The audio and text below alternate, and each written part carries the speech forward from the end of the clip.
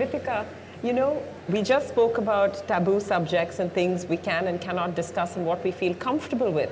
So what are the main vulnerabilities that adolescents and youth face in India, considering the lack of access, to information, to counseling, to other services? Because there seems to be, it happens in a few schools, but they're in the more sort of affluent, maybe the more open, sort of more liberal, areas. But I'm talking across the board, because if we look at the incidences of teenage pregnancies, if we look at the growing instances of STDs in youth, if we look at all of these issues, even consent, something like consent not being understood by boys and girls, where are we not, where is this huge gap? Where are we failing?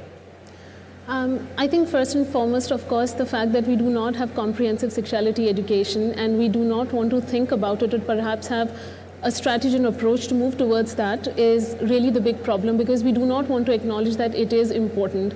I guess the bigger problem is that we eventually want to tackle teenage pregnancy, we want to tackle, the burden of contraception largely being in women, but we tend to talk about it at a much later stage with the population that we're talking about.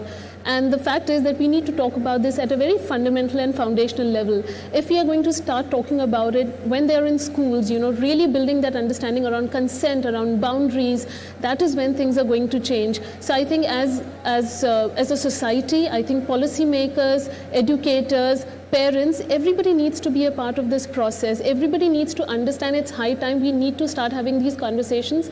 And I also very strongly feel that we always look for special moments to have these conversations. And that's really where the big problem is. The journey of unlearning is when we start to have these conversations every single day. These can be your dining table conversations, wherever you are. Every little moment is an opportunity.